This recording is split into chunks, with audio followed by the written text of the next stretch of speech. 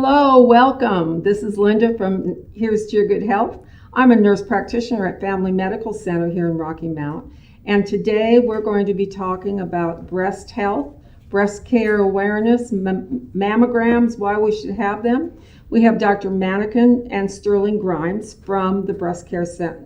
No, that is not correct. They're from the Cancer Center, the Danny Talbot Cancer Center at UNC Nash. So I'll get it together sooner or later. It's my day off, so But we work closely with the breast. That's right. There you that's go. right, That's right. So welcome. It's good to Thank see you. Thanks Good for to have having you us again. here. It's Yes. awesome. Mm-hmm. So does the hospital do anything special for the month of October, like serve cupcakes with pink icing? Or Now, if you were to go in the breast care center, I actually saw some team members from there today. They have bright pink masks on with ribbons on them. They have T-shirts. They Okay. give goodies away over there for people that have their mammograms during Breast Right, Cancer Awareness right. Month.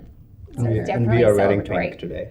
Yes, these two are wearing pink. I come in Yes. my animal print here.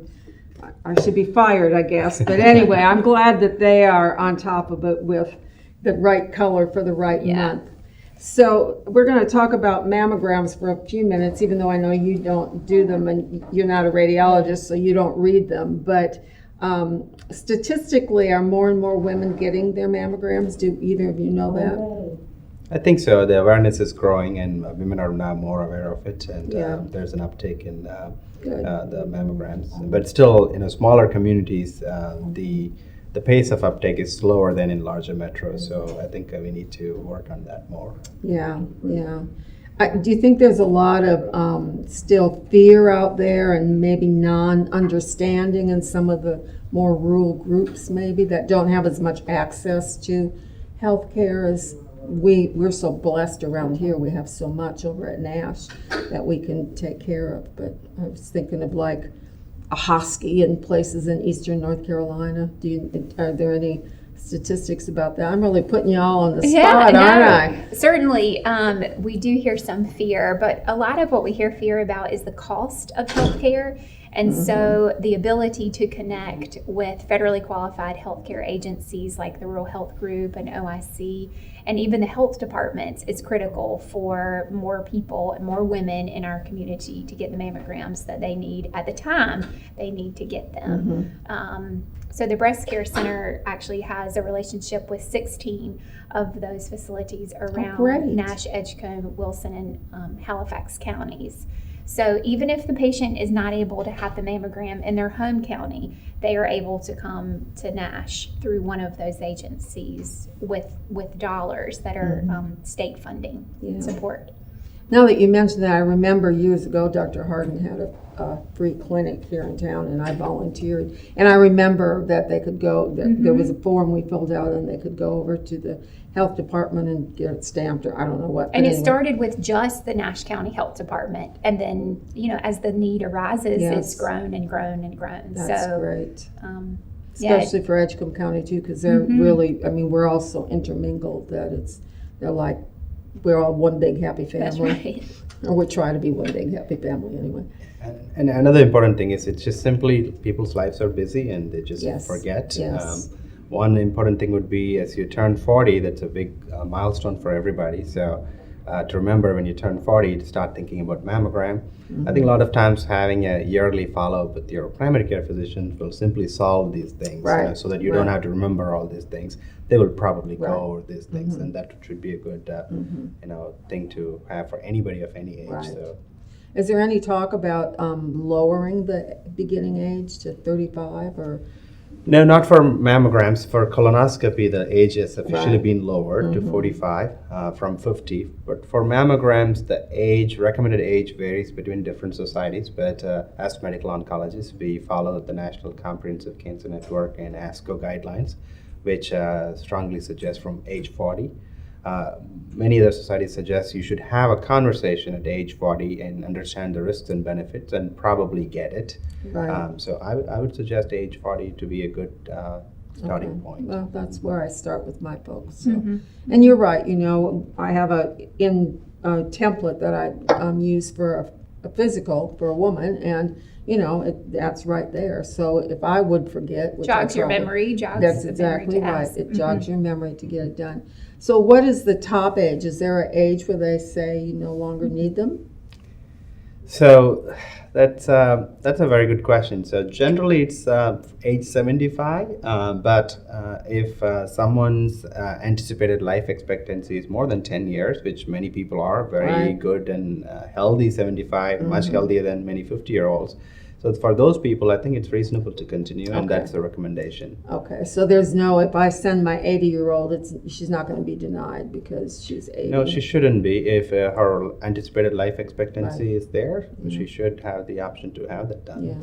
Because, I've got 96-year-olds that are still driving. Yeah, I think ASCO issued updated guidelines in 2019 addressing the specific thing: is 75 should we stop or not? So that depends on how are you expected to live alive and well for the next 10 years. Right. Because you're right. There's some 50-year-olds that look like they're not going to make it till next week, and then I've got 96-year-olds that are still driving. So Yeah, they're age is a number. That's right, and I'm getting that higher number every year, and it's coming around November 9th, so I'm glad. I'm glad that it's just a number. We do have a lot of 85-year-old healthy patients who are diagnosed with stage 1 breast cancer who underwent surgery, and they're good. They're happy, and if they didn't do that, probably they would have ended up with a much more advanced breast cancer that would have taken away their life. Right, yeah. And then, you don't want grandma to have breast cancer and be hurting and all that, because then you think about, chemo or radiation, that's tough on a body and has to be tougher on a more elderly person. So, all right. So why are mammograms so important? Why should I be pushing my women at age 40 to get that mammogram? So, very good question. So number one, to detect the cancer early. So once the cancer occurs, it's going to grow. So stage of the breast cancer is very important when it comes to how well they're going to do long term. So our ideal goal is to find them in stage 1 when the lymph nodes are not involved. So that usually happens by mammogram. Still, in the United States, the majority of breast cancers are detected by mammogram, not by patients feeling something. Yeah. Although there are patients who come in with feeling something, but majority are detected by mammograms. So that answers your question. Otherwise, you wouldn't be finding them early on.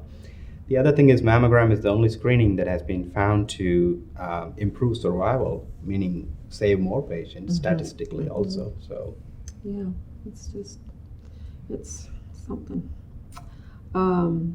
So I've gone to the breast care center and they've diagnosed me as stage 4 breast cancer.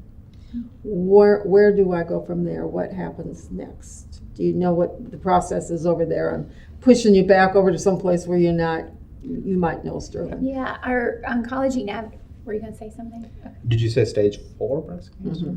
Usually, for stage 4 breast cancer, we need to do more scans or get a biopsy and confirm that. Let's say you go to a breast center and you get diagnosed with a possible breast cancer. You just need a biopsy confirmation of that. Sometimes things could look like cancer, but they're not.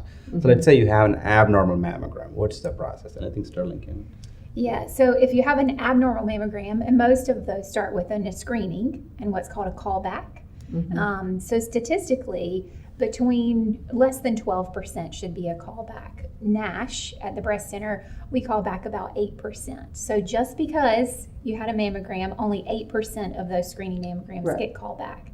And then of those, those patients either have an ultrasound or a diagnostic mammogram, which is a finer look at the tissue that looked suspicious. And then from that, the radiologist determines if they need to do a biopsy. And the percent of biopsies that are positive for cancer are usually less than 50%, around that 25% mark. So it automatically generates a lot of fear in a patient, but to get all the way to that point is really not as common as people think. Oh, great. That's good to know. But if a patient, unfortunately, if that biopsy does come back positive, those patients will either hear from their primary care doctor that referred it, or they'll hear from their navigator. And then at that point, that's when the patient kind of gets rolling in the system. And that system looks different depending on the size of the mass or different things, but very often a surgeon is who is part of that initial conversation. Right. And the navigators help coordinate that on was behalf one of my of a questions. patient because You it took is it right out of my overwhelming. mouth. Sorry, it can be very overwhelming. Yes. So what exactly does the navigator do? So, to Dr. Manicom's point, sometimes there are additional scans that need to be performed, like breast MRIs, and often the surgeon may want to have that before the patient is seen by the surgeon, so they have an even better, deeper picture of what's going on with the patient. And depending on the patient's family history, sometimes the surgeon may request for genetic counseling to happen. And then depending on how large the mass is, they may involve the oncologist for medication prior to surgery. What kind of medication would they get? Like tumor reducing or? It depends on the subtype of breast cancer. If it's a very common garden variety breast cancer that happens in a 60-year-old female, it usually is a more slow-growing variety. In that situation, they'll go for surgery first and then take hormone blockers in the back end. If it's a more fast-growing and aggressive subtype or a good subtype, but the tumor by the time it's found is already too big, then we get involved early on trying to do something in the form of pills or IV treatments to shrink the tumor before going to surgery. Right. To Sterling's point, what I wanted to tell is, what the statistics tell us is if you come to the Nash Breast Center, 95% of the people are going to have a happy mammogram. Although 100% of them nice. are, We like happy mammograms. yeah, although 100% of them are scared that something Yes. bad is going to happen. And to your point, it was a good question, combining the mammogram and the staging. But I just want people to know that just because you have an abnormal mammogram, the first thing that comes to people's mind is a cancer and a stage 4 cancer. That's really what patients also think of. That is not the case in majority of the cases. Yeah, and I guess maybe I was thinking that, but because I just reviewed this morning. Oh, that's what most You're people always also, yeah. working, and I was working this morning, and one of my patients had a BI-RADS 3, and they, the breast care center recommended a repeat in 6 months. So that happens too, and I guess that 6 months can be a little scary for people, but I'm sure the professionals over there are really good at calming their fears and, telling them, this is what could happen, this is what is probably going to happen. That's right. Do you remember the transition from 2D diagnostic mammogram to 3D? That was pretty significant, and the percent of patients that were called back dropped even more during that time. So that's how we were able to be closer to a 10% callback rate, and now it's down to an 8% callback rate. The better the images are from the very beginning, the more likely a patient is to not have to come back unnecessarily. Right. And is the breast care center up and running full time? I know that, for a while they weren't during all the COVID, but that's kind of been eliminated now. That's good. They are. And there was a period of time where they were closed on Friday afternoons, still open on Thursday evenings. They're still open on Thursday evenings, but now open all day on Fridays too. Okay. Well, that's great. Just to try to get more patients in more timely. This is the busiest time of year. Obviously, that's why we're here and we're in pink, but this is the busiest time of year for a breast care center. Yeah, because that's when people are reminded, So when you think I about gotta it, get it. I need to get that done. Right. Yes. That's exactly right. So, yeah, how about that?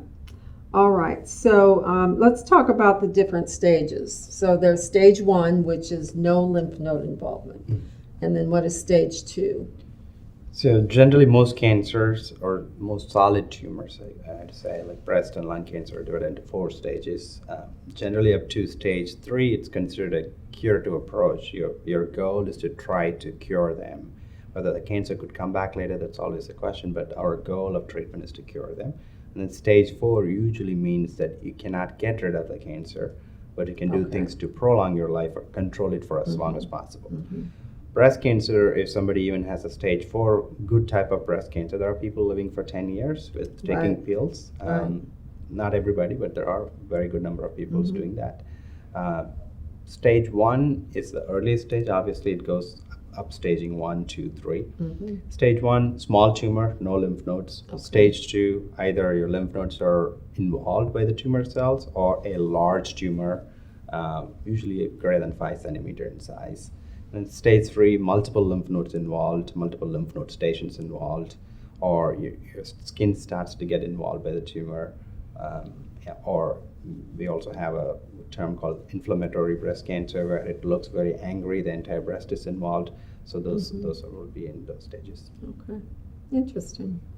Yeah, it's good that they're in stages. I hope that people are used to or can listen to this and listen to their doctor, and when they hear a stage 2, they won't get But what super- is fascinating is if 2 women had both stage 2 breast cancers, they may behave and act very differently.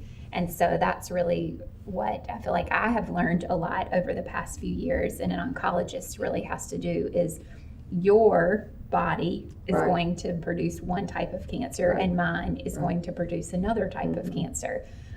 And so figuring out how best to target mine and target Right. yours. Right. It's personalized medicine, so And it's that's a big, great. big word in cancer now. Yeah. Personalized and precision medicine. Trying to personalize to each person's tumor, Right. and sometimes even into that tumor at each stage of their treatment. Do they have like just go right to the spot radiation? You know, years ago it was you got radiated all over and people had terrible dry mouth and you know, things like that. Yeah, I'm thinking of somebody 40 years ago, so Yeah. I'm aging myself more every minute here. Yeah, usually for breast cancer, they don't do brachytherapy, which is what is like a Okay. spot radiation, Uh-huh. more for cervical cancer and things like that. Okay. There are some techniques of intraoperative radiation therapy, but for the most part, the breast cancer radiation treatments are to prevent a second cancer from the breast happening. And there are multiple techniques involved, and usually nowadays there are decreased frequency of radiation, so shorter schedule, better techniques. So usually that's an easier part of the Yeah. treatment. I had the privilege of going and speaking to a breast cancer support group. Can't remember the social worker's name. Delphine? Delphine? Yes. Yes, you did. She That's called right. me. She called me and asked if I would come in. So I do a lot with essential oils, and so just how you could diffuse an essential oil and that would help calm you, and stuff like that. It was just those women are phenomenal. I mean, they are like superheroes to me. They, they're all in various stages, and they all, some are still in treatment. Most of them have completed, and they cheer each other on. It's Oh, yeah, great. absolutely. It's really cool. We Delphine had a does a breast great job cancer- with them too. We had a breast cancer survivor recently put up the signs of heroes Oh, work here in front of her breast cancer. Oh, center. really? Yeah, yeah, it was Oh, I awesome. need to ride over there and Yeah. see that. I haven't been over on Yeah, that she- campus for a long She's time. a survivor, she's a fighter, and Mhm. she's an inspiration for us. That is awesome. Because I think probably your attitude is half of the battle right there. If you say, it's not going to work, poor me, your whole mindset doesn't attune to getting healthy again. So that's great. So can men get breast cancer? Yes, they can. It's very rare, generally. But we do have some male breast cancer patients. Males do have breasts, but they don't develop like females because of the hormone nature, and we don't have a use for that.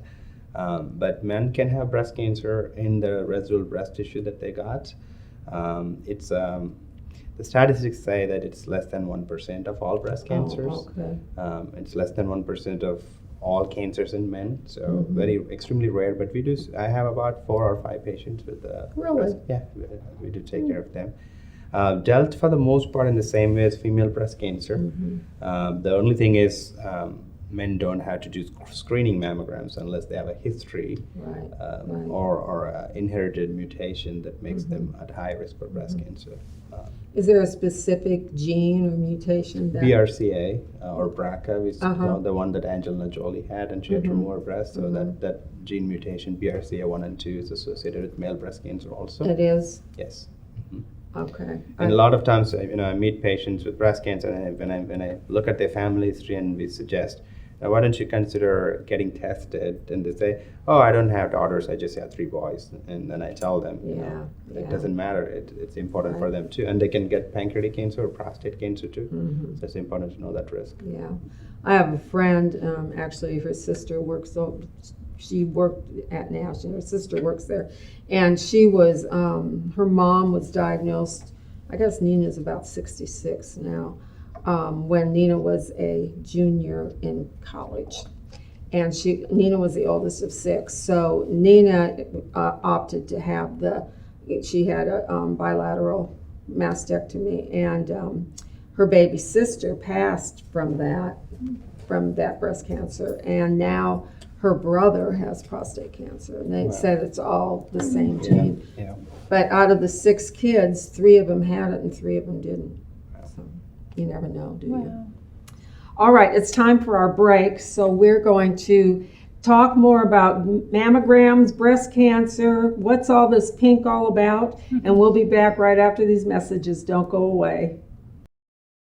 At Down East Hearing Care Associates, we are dedicated to taking care of every client by providing personal, high-quality hearing care services. My staff and I know hearing loss affects each person and their loved ones differently, so we give you the time and the care you need to ensure the hearing technology chosen fits your lifestyle. At Down East Hearing Care, we also make custom ear molds and specialize in emergency hearing aid repairs. Down East Hearing Care Associates has 2 locations, one in Knightdale and one in Rocky Mount. We have hearing lives to save. Hi, I'm Richard Koss, pharmacist and owner of Almonds Drug Store here in Rocky Mount. Here today with my wife and 2 daughters. For over 75 years, Almonds Drug Store has been the pharmacy of choice for residents of Edgecombe and Nash County. Our family is proud to call Rocky Mount home, and we are excited about the new services and products we are adding daily at both of our Almonds Drug Store's locations and also at our medical supply store.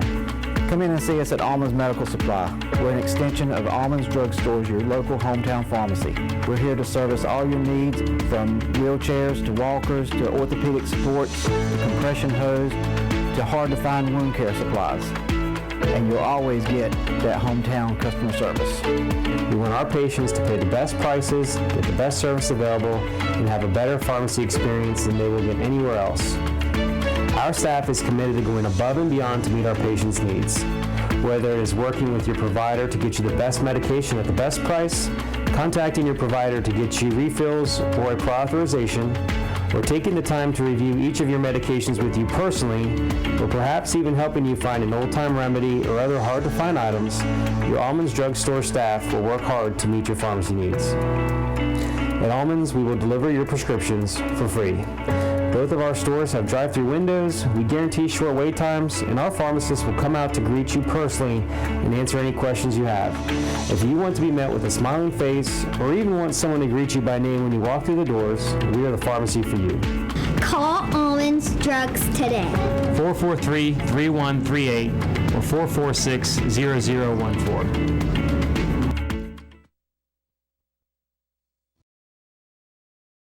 Well, I want Linda to have this and this and this. Is that ever done? I don't know. Sure, it happens in both ways. Sometimes when patients go to Chapel Hill, they start their journey there, and the treating physician there also realizes that it's going to be a standard treatment, which is going to be majority, 90% of the cases.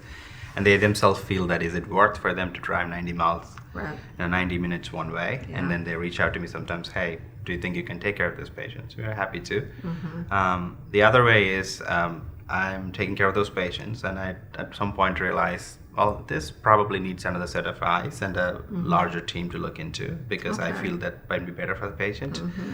Or we have exhausted some standard options, the patient needs some clinical trials or brand new options, and those we reach out to them. So it's a partnership. Okay, that's great. I think it's a great hybrid model where you get the best care closer to home, Right. but at the same time you get the cutting edge latest care. It's always better to be closer to home, whether it's being in the hospital or, having a surgery and having to be in the hospital for a couple of days. It's just always better, so.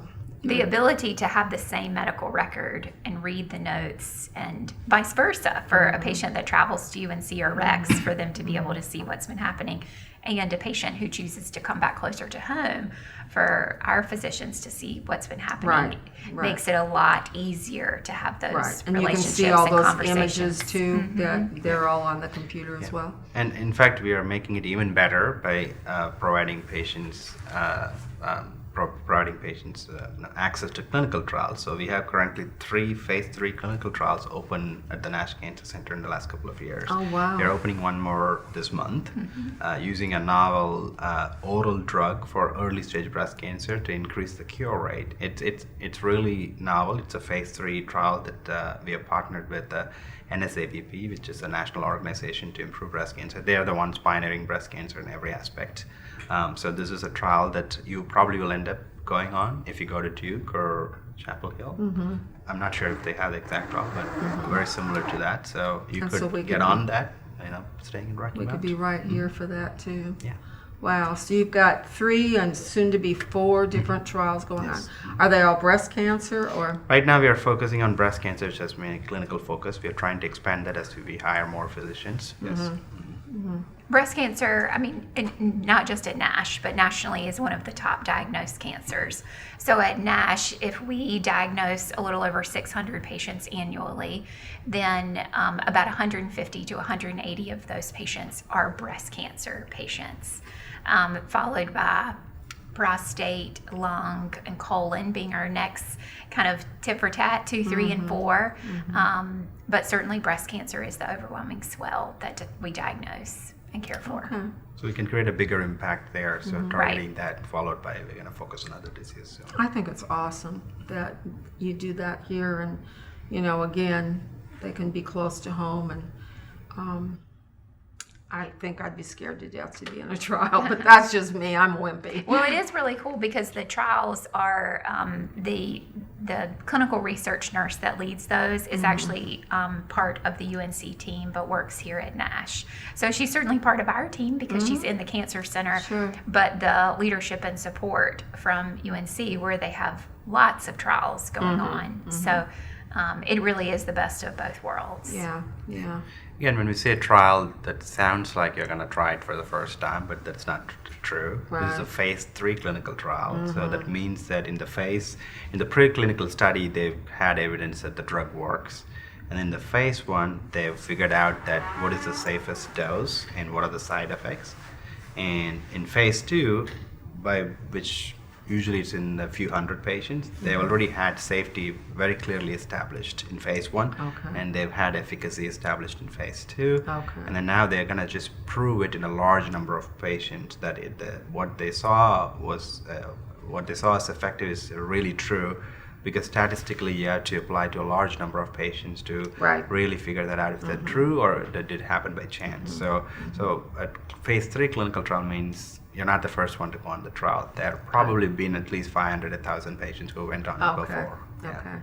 And what happens in a clinical trial is you have more sets of eyes looking at your chart and your case. So in fact, the opposite could be, instead of scared to being on a trial, you should actually be excited to be on a trial, just because there are different opportunities that come for a patient on a trial versus not on a trial. But certainly not every case is eligible for a trial. Right. And we really focus on, in a way, we focus on winners because we don't have the luxury of having 20 trials. So we're going to pick and choose the best ones that we think are going to be the standard of care tomorrow. Right. You just have an early access to it today. Right. Wow, that's just fascinating to me. I think it's awesome. That's the only way to prove that it, Yes. was warranted for the future. Yes, that's right. And you've got to have a large number. If you have a small trial of, sometimes there are 10 and 15 people. It looks like it works, but it's by chance. Yeah. Has the COVID vaccines, have they affected getting mammograms at all? Wasn't there one that maybe tended to swell some lymph nodes? Was that? It recommended to just delay by a period of 30 days after your second vaccine. How quickly you had your screening mammogram. Not a long time, just a month, to make sure that there weren't any, like we talked about the callbacks, weren't any callbacks that were unnecessary callbacks. Right. Okay.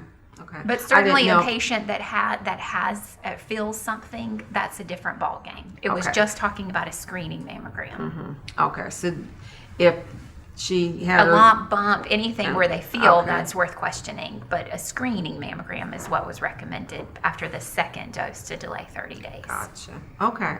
Now, I thought it was 6 months, so it shows you what I know. All right, so How has breast cancer treatment changed over the years? I'm sure it's changing every day, practically. Yeah, breast cancer is one of the cancers that I've seen a very dramatic improvement over the last decade.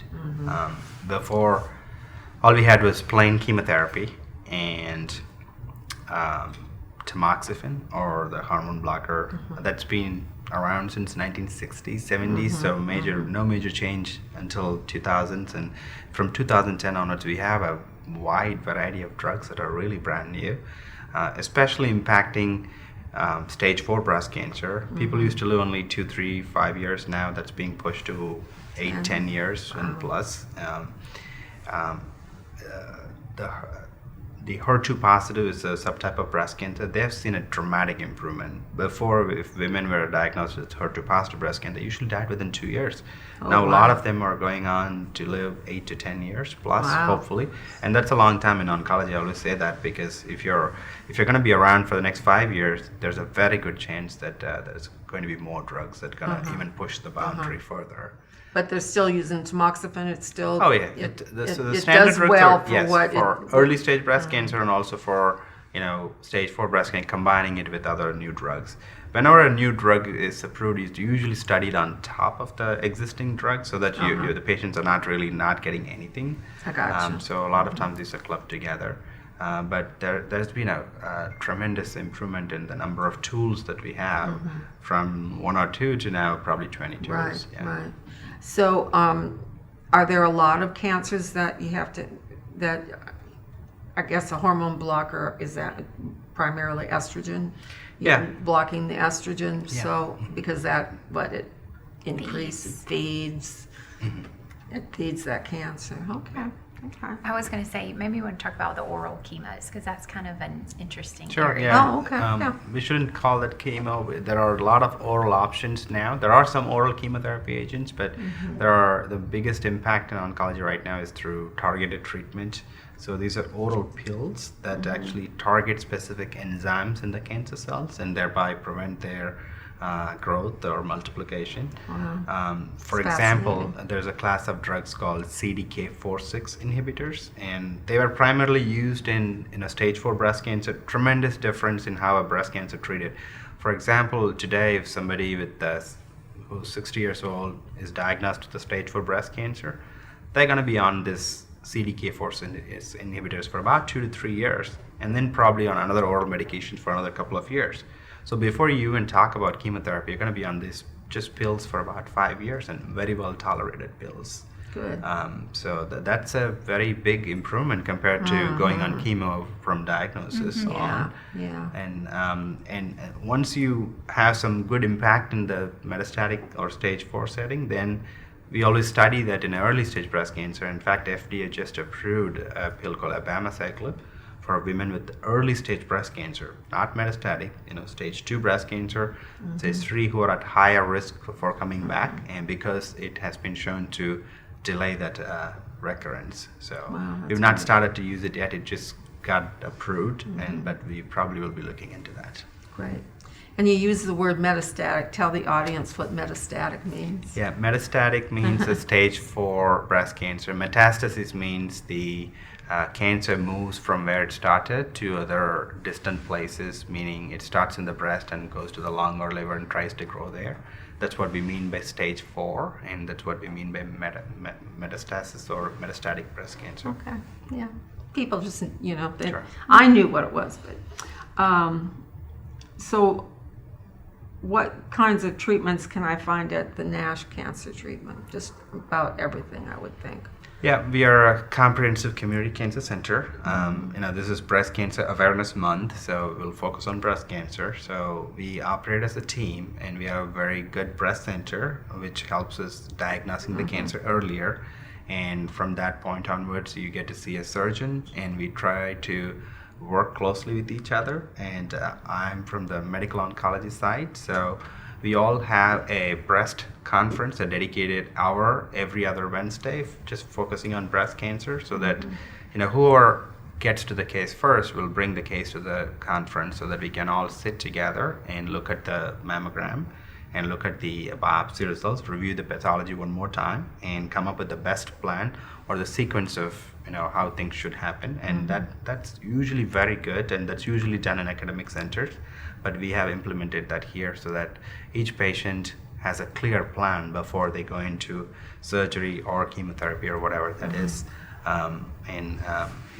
That's really a very good system to have, very important for a comprehensive breast cancer plan. And then we also, once they finish the treatment, we have survivorship plans. And as we are a comprehensive cancer center, we got all the things that are needed under one roof, all kinds of imaging, surgery, radiation, medical oncology, nutrition support, social worker, financial counselor, of them. And Sterling can attest to that too. Yeah. So to be a comprehensive community cancer center, to be eligible for that status with the American College of Surgeons, is who actually credits it, you have to have certain parameters.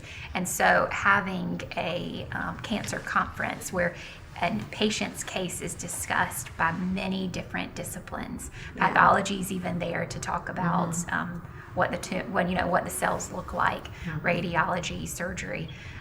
But genetics, you have to offer genetic counseling, which we do. We do that in partnership with the UNC School of Medicine, Department of Genetics, which is super cool. I mean, that's all virtual, and we can draw the lab work here. So talking about driving somewhere for a Bojangles biscuit, we can provide the same service virtually that you could get in person. And clinical trials is another element. But then there are all sorts of people that support a patient that are also required that aren't giving treatment, like a financial counselor to figure out how a patient's going to pay for this, a social worker to work through how does this emotionally impact a patient, the navigator to figure out how do you move all these chess pieces to get to every single appointment that you need to get to. So it really does take a team of people to treat and care for these patients.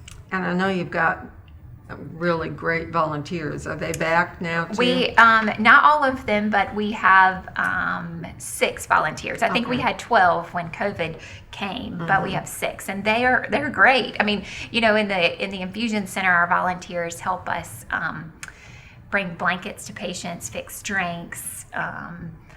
Go get patients from the lobby. All of these things are really helpful. So a nurse is spending more time at the patient's bedside. In fact, I just got permission for us to bring massage therapy back. So that'll be exciting. Great. Yeah. We had that on Tuesdays, so we'll be able to bring massage therapy back to our patients under treatment. Yeah. I'm real big on all the alternative treatments like massage therapy, reflexology.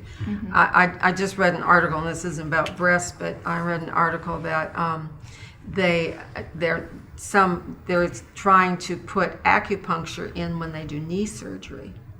And they do acupuncture while they're still under anesthetic, and to see if that helps decrease the pain. To decrease the opioid use.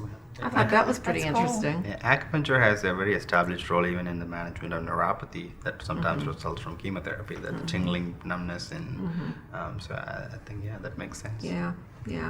And I don't suppose they offer that at the hospital. I know the chiropractors here in town do that. Yeah, we don't. And I think maybe we should. Yeah, I think Pat Silver, Yes, Silver, I one of do. our navigators, and Delphine Wiggins, our social worker. I think we've had a support group about it before, but we have never offered it on site. Yeah. Well, it's But we have lots of partnerships with community partners, so. I'm sure any chiropractor would be happy to discuss it with you and take care of those patients any way that they could. So 80% or so of the cancer treatments that are done anywhere can be done at Nash. Is that a pretty fair number? So you don't have to go and get that Bojangles biscuit in Durham or Chapel Hill. You can get it right here in Rocky Mount. All right. As long as the franchisees run well, which Nash is. And they have good teamwork, right? Yeah. All right. Well, it's time for our next break. So hang on, everybody, and we'll be back with more of cancer, or breast cancer, mammograms, and whatever else we're going to talk about. We'll see you in just a minute. At Down East Hearing Care Associates, we are dedicated to taking care of every client by providing personal, high-quality hearing care services. My staff and I know hearing loss affects each person and their loved ones differently. So we give you the time and the care you need to ensure the hearing technology chosen fits your lifestyle. At Downey's Hearing Care, we also make custom ear molds and specialize in emergency hearing aid repairs. Downey's Hearing Care Associates has 2 locations, one in Knightdale and one in Rocky Mount. We have hearing lives to save. When faced with special care needs for elderly or disabled loved ones, families want compassionate, comforting care. That's Tender Touch Home Care Services' goal, providing the level of care we would expect for our own. With over 10 years of home care excellence, Tender Touch provides an array of services that keeps your loved one at home. From personal care, light housekeeping, errands, and meal preparation, to our private duty care program, which combines all of our home care offerings in one package. Tender Touch Home Care Services, where your needs are our concern. You rip and tear your old statements and bills, but thieves use this information to steal your identity. Don't be a victim. Get the ID Police, the new ink roller that encrypts all your old documents. So before you throw it out, just roll it on, and your information is gone, both on the front and through the back. Even if the paper is held up to the light, even your medical information is safe with the ID Police. So block it out before you throw it out. Order now and get your ID Police for as low as $9.99 and get free shipping too. This offer is not available on Amazon, so call or click now to get your ID Police for as low as $9.99 with free shipping. Order now. Call 1-800-903-8865. That's 1-800-903-8865. Or visit getidpolice.com. So call 1-800-903-8865 now. Hi, I'm Richard Goss, pharmacist and owner of Almonds Drug Store here in Rocky Mount. Here today with my wife and 2 daughters. For over 75 years, Almonds Drug Store has been the pharmacy of choice for residents of Edgecombe and Nash County. Our family is proud to call Rocky Mount home, and we are excited about the new services and products we are adding daily at both of our Almonds Drug Store's locations and also at our medical supply store. Come in and see us at Almonds Medical Supply. We're an extension of Almonds Drug Stores, your local hometown pharmacy. We're here to service all your needs, from wheelchairs to walkers to orthopedic supports to compression hose to hard-to-find wound care supplies. And you'll always get that hometown customer service. We want our patients to pay the best prices, get the best service available, and have a better pharmacy experience than they will get anywhere else. Our staff is committed to going above and beyond to meet our patients' needs. Whether it is working with your provider to get you the best medication at the best price, contacting your provider to get you refills or a prior authorization, or taking the time to review each of your medications with you personally, or perhaps even helping you find an old-time remedy or other hard-to-find items, your Almonds Drug Store staff will work hard to meet your pharmacy needs. At Almonds, we will deliver your prescriptions for free. Both of our stores have drive-through windows, we guarantee short wait times, and our pharmacists will come out to greet you personally and answer any questions you have. If you want to be met with a smiling face, or even want someone to greet you by name when you walk through the doors, we are the pharmacy for you. Call Almonds Drugs today. 443-3138 or 446-0014.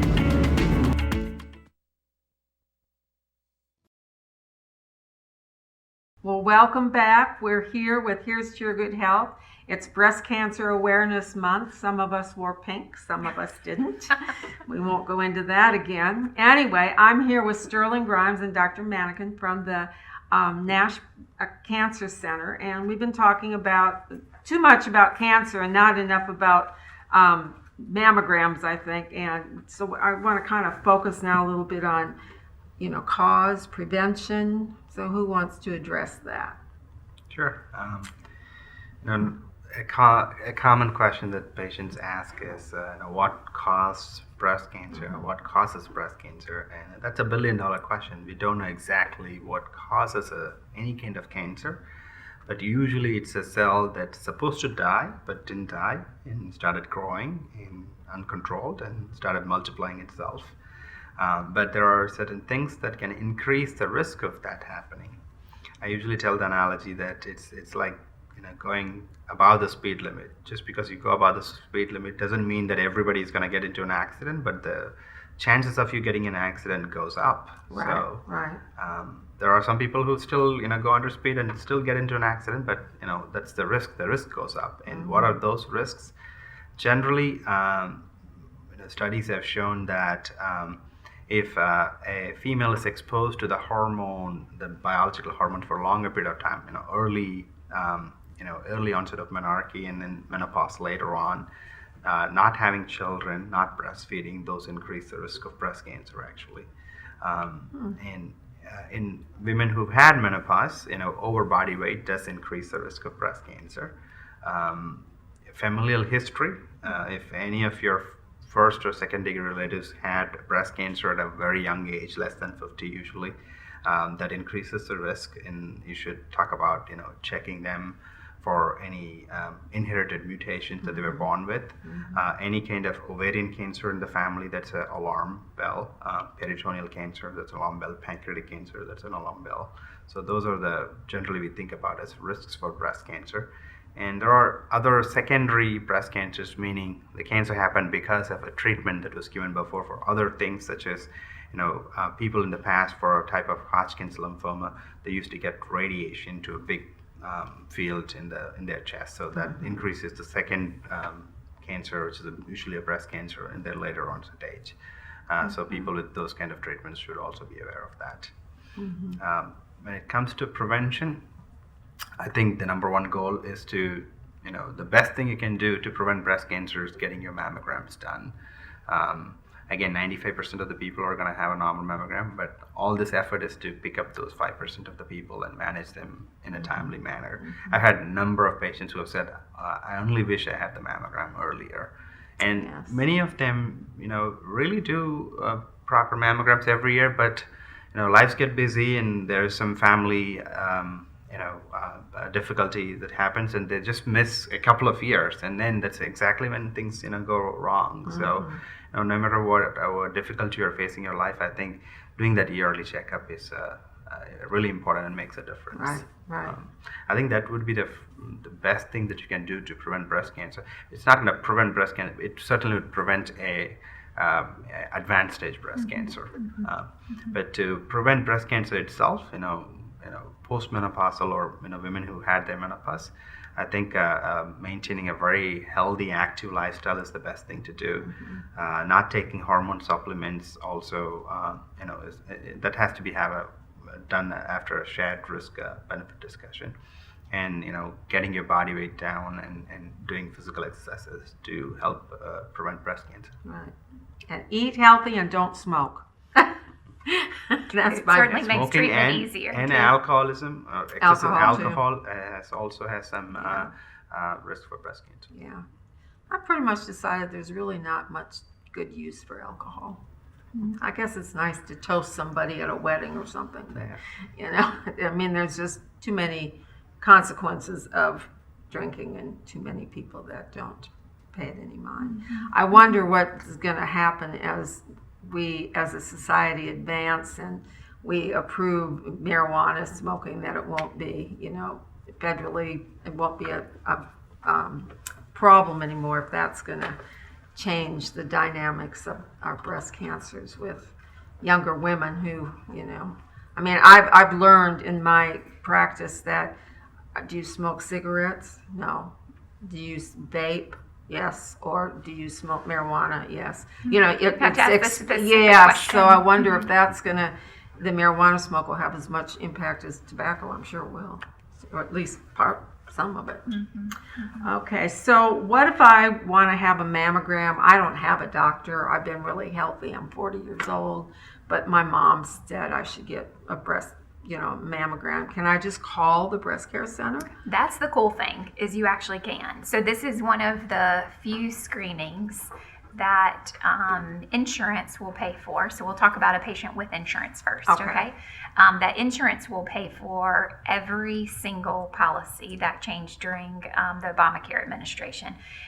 Every single policy covers a screening mammogram after the age of 40.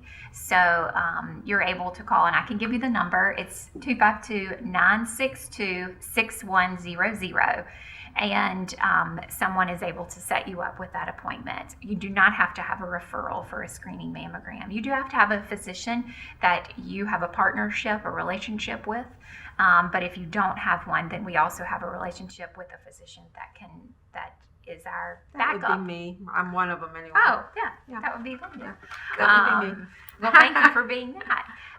And then if a patient does not have insurance, but is above the age of 40, and again, this is just a screening mammogram, then that process is a little different, but the process still exists. So what I would tell you to do is call the same number, educate the person that you speak with on the phone that you don't have any insurance, and then there is a process to help those patients get into one of those 16 agencies that I referenced. So either the county health department where someone is from, or if they're closer with one of those agencies, it's called a federally qualified healthcare facility, which would be like OIC here in Rocky Mount. Then we have a relationship with them. And for some reason, if a patient is under the age of 40 and does not meet the qualifications for a screening mammogram at that point, but is suspicious for something, they have a lump or bump, or they have a strong family history, there is still federal money to help support that. And where the federal money runs out, we have foundation funds through the Nash Healthcare Foundation to help us support those patients too. So in other words, there is zero excuse not to get a screening mammogram when it comes to making it easy to call and get an appointment, or not having the financial resources. Right. I think the bottom line is you need to reach out, make that first step, Right. no matter what your insurance or That's other right. situation is. And it's awesome they don't have to have a doctor, that they can just call and you guys will take it. I'm sure there's somebody that screens financially, so if they don't have insurance, they send them this way, and if they do have insurance, they verify.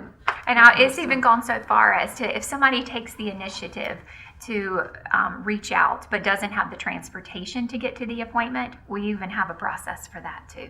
So transportation assistance is probably the number one burden that we see when it comes to the psychosocial distress of our patients, because there are so many appointments for an oncology patient, but certainly for a breast cancer patient, many of those start at the breast center and continue on. So Delphine, who we spoke about, and our navigator team have a great relationship with the breast care center to help bridge that connection and continue it forward. Well, sounds to me like you got all your bases covered. I think we have a pretty good team. Yeah, I think you do too. It's awesome. Well, I guess it's time to say goodbye. Well, no, Lee's telling me 3 more minutes. So, all right. So again, the number, if you need any kind of screening mammogram or diagnostic mammogram, the process, if you had a lump or bump, would be a little bit different, but I'm certain the Breast Care Center would want to help you figure out the best place to start with that. So the number is 962-4150. Now the Cancer Center number, so certainly if a patient decides they want to move their care more locally, if they've been out of town or they have moved to the area, the Cancer Center number is 962-4150. And that actually reaches medical oncology and radiation oncology. So from that one number, you can connect with the department that you need to talk to transfer that care. Awesome. And do they have transportation just like they do to the Breast Care Center to get to the Cancer Center? Oh, yes, yes. That, and like I said, that's probably the largest area that we need transportation support. So even when it comes to travel outside of the county, that's kind of a different process. So to get a patient to UNC, there's even transportation support to make that happen. Oh, wow. Whether it's in the form of gas cards or bus tokens or cab vouchers, or even for a patient that's on a wheelchair or stretcher, we even have a relationship with it's called U-Ride to help a patient get to where they need to go. Awesome. And I'm assuming, but I'll ask, that there is somebody there that could help. Let's say they don't have insurance or they have limited insurance, and some of these treatments are expensive, then there's people there, financial people, to help, navigate that for them as well. We have a financial counselor in our cancer center. So that is really a coup for us. That is not common among all the community cancer centers. But we do have one in our cancer center, and she actually meets with all of our new oncology patients. The other thing we have is for a patient that does not have insurance. So she's going to help work that patient often through the Medicaid application process, and that's something we know how to do. But when it comes to drug replacement or copay assistance for that expensive medication that they're going to get, there are so many programs out there, but you're not going to know it. Right. Well, that's our job to know it Right. and help you complete that paperwork to do that. So we have actually one of the lowest in the entire healthcare system percent of patients that do not have a payer source in our cancer center, which means we're using every program that exists. That's right. And I've been here, this is my 4th year here. There's not been a single patient that I was not able to provide the proper treatment that they need. Yeah, 0. Oh, wow. That's Yeah, good so, to know. Yeah, and we are part of the hospital. I'm an employed physician, so I don't even know what their insurance status is. It doesn't matter to us. Right. As a physician, I think that's I find that to be a very fulfilling thing that I don't have to worry about those things. I just look at what their disease is and what they need the treatment for. The rest of the system works perfectly to take care of the other aspects of it, And that's great. which I shouldn't be, getting That's worried right. You about. shouldn't be worried about that. You need to be worried about that How to patient treat and it, that yes. treatment. There are a lot of programs out there. It's just navigating those programs, and that's what you need an expert to help do. Right. And because it can get to be kind of mind-boggling, I think. But anyway. All right, our time is up. Time goes fast when you're having fun. Thank you so much for watching tonight. Thank you so much for being with us. Thank I you for really having us. appreciate it. And we'll see you all next week with more of Here's to Your Good Health. Good night.